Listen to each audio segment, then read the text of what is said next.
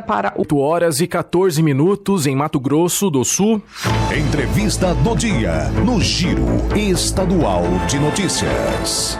Você bem informado. Em uma sala de aula aqui no nosso país, uma cena se repete quase que todos os dias. Enquanto o professor ou a professora está explicando a história do Brasil, aulas de matemática, de língua portuguesa, os alunos dividem a atenção entre as notificações do WhatsApp e vídeos curtos do TikTok e também a distração das redes sociais.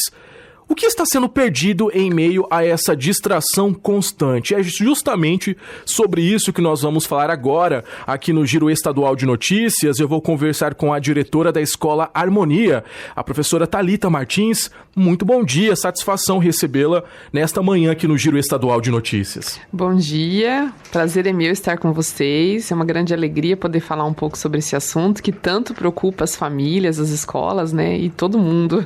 É verdade.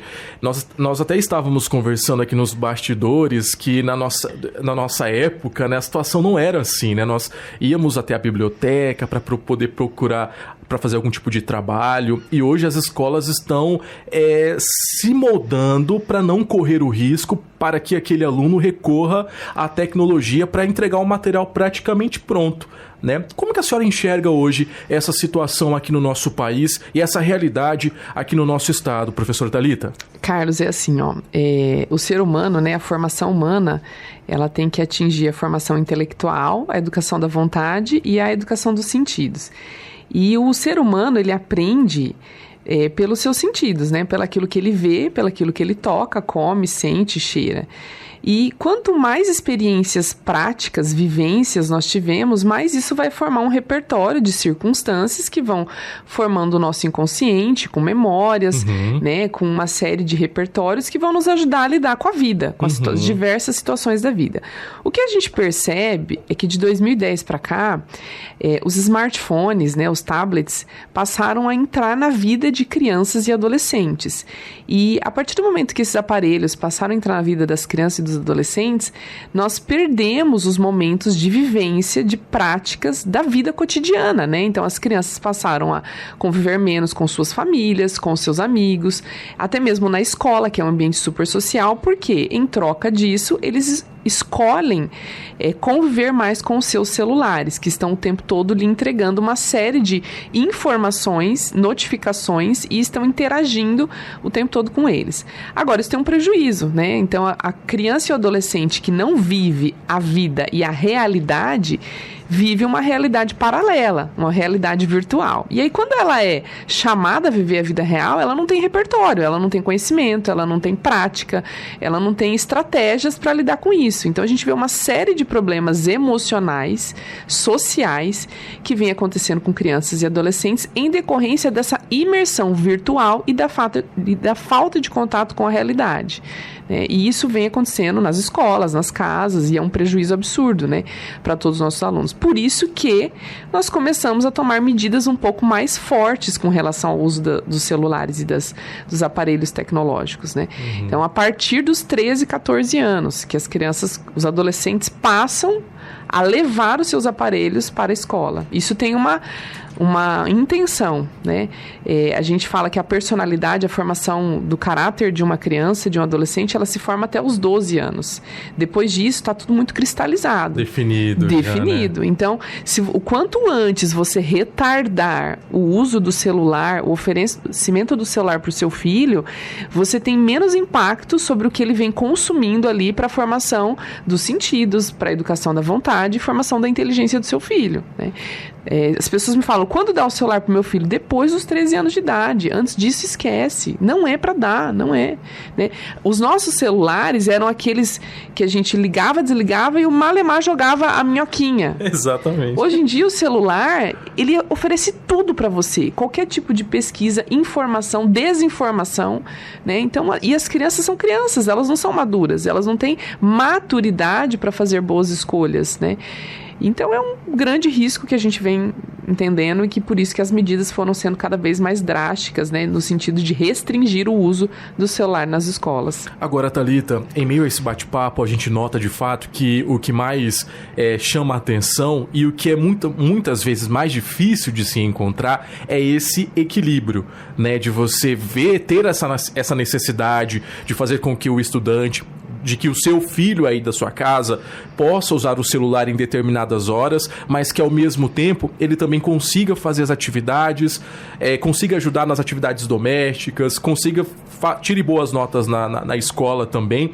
Como que hoje a senhora encara essa busca por equilíbrio? Como encontrar esse equilíbrio? Na escola, por exemplo, a Harmonia, a gente nota que a direção já vem encontrando isso, né? Mas e dentro de casa? Qual é a principal orientação que a senhora passa hoje para aquela mãe, para aquele pai que tem aquele filho hoje que já está na pré-adolescência, mas que já está com o celular e que muitos já consideram como um caminho perdido, um caminho sem volta, né? Como que a senhora encara hoje essa questão? Qual é a principal dica para aquele pai, para aquele mãe e para aquela mãe também encontrar o famoso equilíbrio? Nós temos na escola, né, um centro de formação de pais, que nós formamos os pais para que eles possam educar melhor os seus filhos. E temos, dentro do currículo da escola, o ensino de virtudes. Uhum. E eu falo que a grande chave do sucesso para que a gente consiga formar boas pessoas, né, direcionadas para a prática do bem e a busca da verdade, é o ensino de virtudes. É a justa medida em tudo. Então, há 300 anos, Aristóteles dizia que a justa medida é você encontrar um meio termo entre aquilo que é muito ruim e aquilo que é o extremo, né? E aí você vai, nesta justa medida, equilibrar todos os seus apetites, todos os seus desejos, todas as suas vontades, todas as suas paixões. Ensinar os filhos a usar, a lidar com a tecnologia é muito importante. É o mesmo que você tem que fazer para que eles não comam doce todos os dias, para que eles saibam o horário de dormir, o horário de acordar, para que eles tenham horário para fazer as suas tarefas. Então, à medida que você ordena a vida de uma criança e de um adolescente, em todas as dimensões da vida dela, né, na higiene, na alimentação, na tarefa, você coloca essa ordem também no uso do celular, no uso dos aparelhos tecnológicos, né? Porque tudo que é excesso é ruim, tudo que é excesso vira um vício. E só é livre aquele que não é escravo das suas paixões. Se você é escravo do seu celular, você não é uma pessoa livre, né? Explicar isso para os nossos filhos. Se você é escravo do doce, você não é livre. Se você precisa o tempo todo estar com o seu celular, você não é livre, você é dependente dele. A verdadeira liberdade é exatamente essa justa medida com tudo que a gente vai se relacionar na vida, né? E isso tem que ser ensinado desde pequenininho. Eu falo para as famílias, faz a tarefa lá de pequenininho, na hora de comer, na hora de dormir, na hora de brincar, na hora de fazer os deveres da escola, e vai levando isso para sempre, desde até a fase adulta. Na hora que ele precisar lidar com o celular, ele vai ter essa justa medida. Ele vai escorregar? Claro, todos nós escorregamos, todos nós temos tendências e inclinações para o mal, né? Mas, quando a gente tem uma educação bem fundamentada nessa justa medida, a gente recalcula rotas quando nós erramos e entendemos qual é o caminho certo a seguir, né? A orientação que eu tenho para os pais, procurem a educação baseada em virtudes. Ela traz uma excelente estratégia para a formação da personalidade e do caráter das crianças e adolescentes.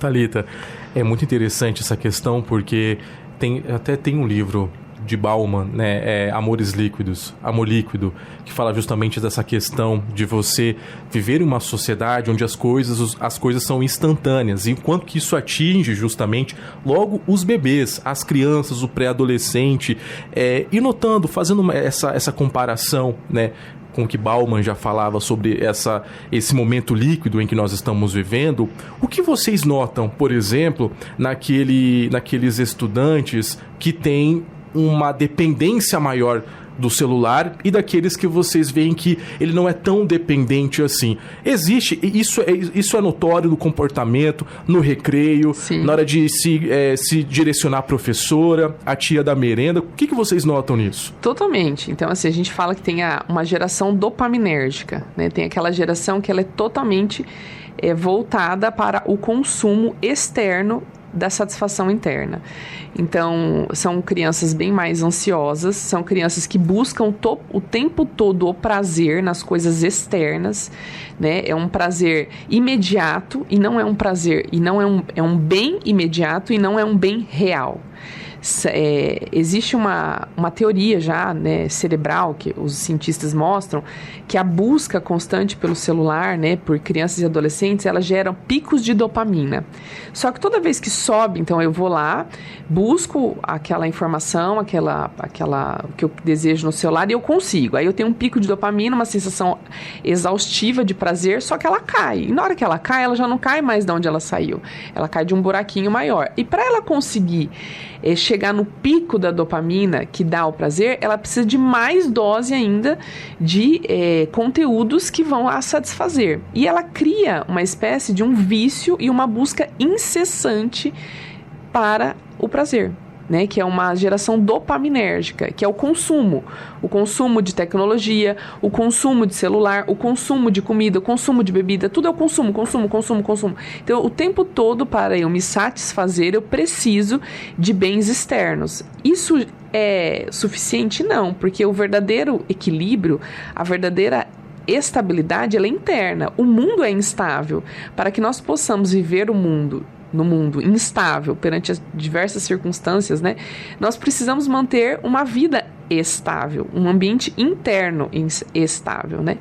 E aí a gente vê claramente a diferença de uma criança que é totalmente viciada por celular, que ela precisa desses estímulos, esses reforços todos externos, e a criança que consegue entender qual é o bem real. Então, eu me esforço para ir bem na prova, eu me esforço para me controlar, para não consumir de forma excessiva o celular. E essa educação da vontade, do esforço, faz com que ela tenha o quê? Um bem real, uma felicidade real, porque ela está baseada nas suas conquistas internas, né? No seu desejo interno de ser uma pessoa melhor. Totalmente diferente daquela que busca o bem externo, que não é um bem real, que é um bem imediato, né? E que só gera o prazer. Então, Platão dizia que você querer abastecer o seu prazer é como você o tempo todo estar enchendo um balde furado de água. Você enche e esvazia, esvazia. É exatamente isso. Essa geração que é viciada, que é compulsiva por mídias, por consumo, ela tá o tempo todo enchendo um balde que tá furado. E ela não vai se satisfazer. E é muita informação, Thalita. Muito. É muita informação, né? É porque nós estamos falando aqui de um aparelho que é capaz de fazer com que aquela criança tenha acesso a absolutamente tudo, né? E a gente nota, por exemplo, hoje, essas questões envolvendo o pai e a mãe tentando desmamar, entre aspas, né, a criança daquele aparelho tecnológico, da seguinte forma: olha, se você não fazer a sua tarefa, você não vai ter o seu jogo no final de semana. Se você não fazer a sua atividade de escola, se você não prestar atenção na aula, você não vai mexer no celular depois que você chegar em casa. Ou seja, é um tira, mas que ao mesmo tempo é um tira-ganha, não é, professora? E aí eu sempre falo para os pais assim: você precisa ter uma intenção por trás de tudo que você vai falar para o seu filho. Você não precisa dizer a ele: se você não fizer a tarefa, você vai ficar sem o celular no final de semana. Você vai dizer para ele: meu filho, você não fazer a tarefa, você está se prejudicando. E eu, como sua mãe, seu pai, por te amar, eu quero o seu bem. Eu não posso permitir que um mal lhe aconteça sabendo qual é o certo, qual é o correto para você. Veja, é totalmente diferente de você trocar a recompensa, né?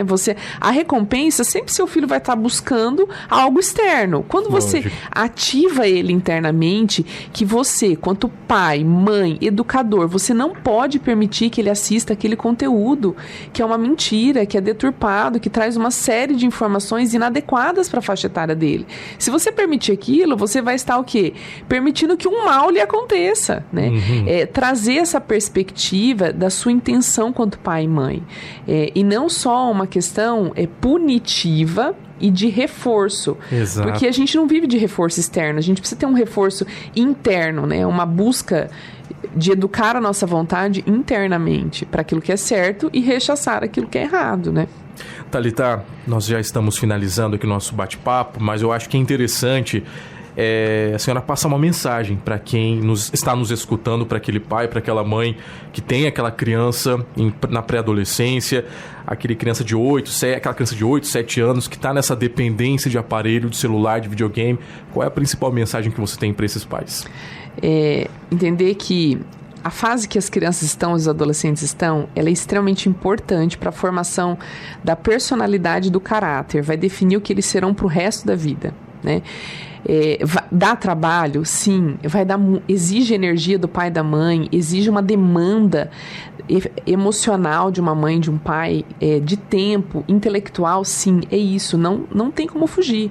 Nós precisamos nos dedicar para educarmos os nossos filhos, né? Para que eles entendam o que é o certo, o que é o errado, o que é o bem e o que é o mal.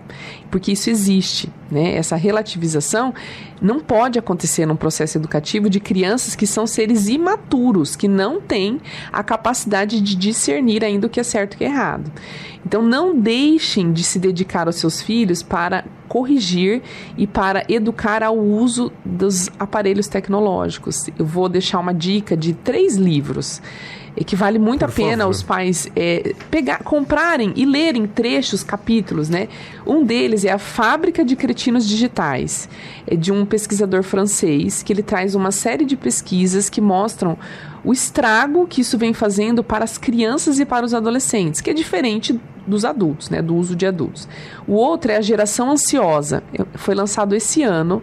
Ele traz o aumento de depressão, automutilação, ansiedade entre crianças e adolescentes que passaram a utilizar smartphones de 2010 até o ano de 2022. E o último é um livro bem fininho, pequenininho, chama Dê um Tempo com o Seu Celular. Né? É de uma pesquisadora, acho que inglesa, chama Catherine. E ele traz não só o porquê, mas também um plano de ação para você diminuir o uso do celular. Então, ela traz estratégias práticas, bem fáceis, acessíveis para qualquer faixa etária. E lembrar que os nossos filhos sempre serão o nosso maior projeto de vida, né? Então, dá trabalho, mas vale a pena educá-los aí para o bem. Sem dúvidas. Eu conversei com a Thalita Martins, diretora da Escola Harmonia, aqui do município de Campo Grande. Thalita, obrigado, viu? Obrigada. Parabéns pelo trabalho. Também um abraço para toda a equipe lá do Colégio Harmonia. Muito obrigada. Lembrando, reforçando aqui, tá? Os livros são A Fábrica de Cretinos Digitais, A Geração Ansiosa e também Dê um Tempo com o Seu Celular. Essas são as principais dicas da professora Thalita da Escola Harmonia. Nós ficamos por aqui, Lorena Sone. Exatamente.